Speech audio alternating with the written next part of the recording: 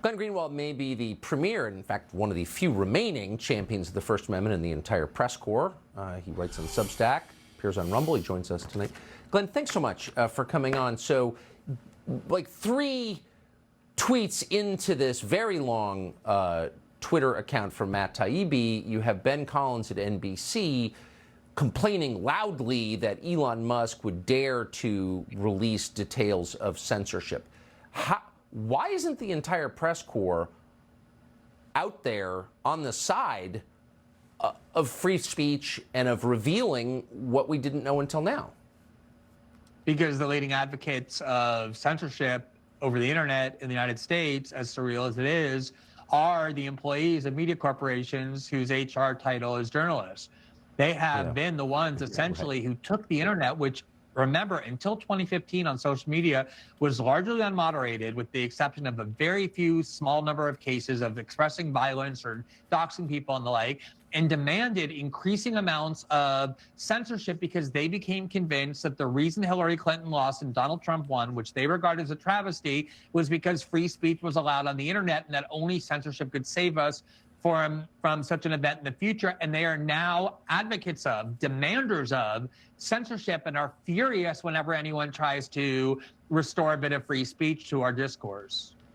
What do you think we're learning so far from the Taibbi thread?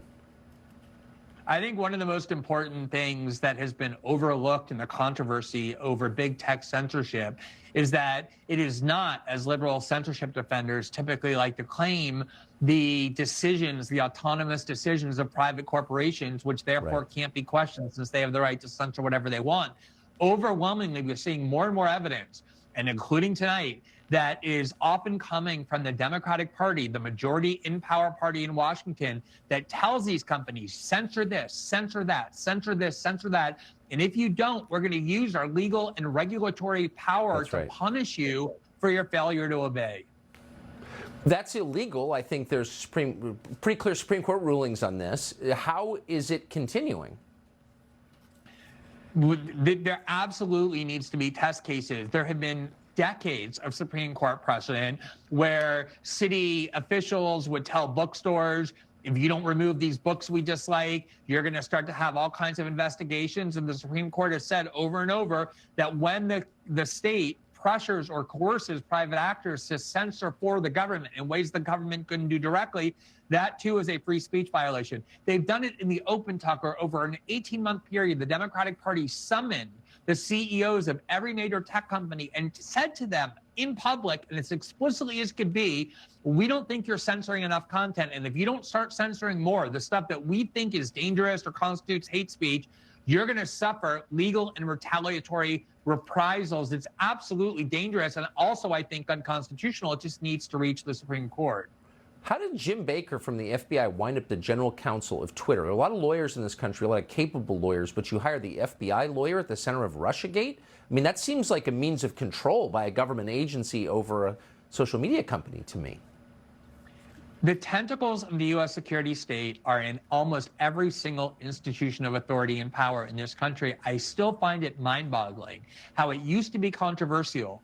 The CIA would have programs to clandestinely influence news outlets, and now these news outlets, CNN and NBC and the rest, hire hordes of former agents of the security state, people who ran the CIA and the FBI and the NSA, come on and pronounce the news. They're in bed together.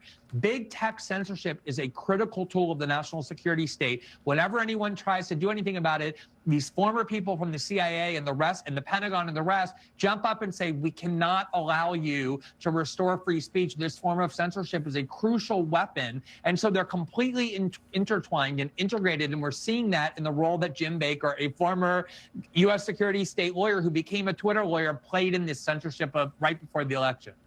It's not legal. I mean, the intel agencies, the Pentagon, are not allowed to influence domestic politics. That is illegal. And I don't know why nobody says anything about it. Well, you certainly have for a couple of decades now, and I appreciate it. Glenn Greenwald, great to see you. Thanks, Tucker. Thank you.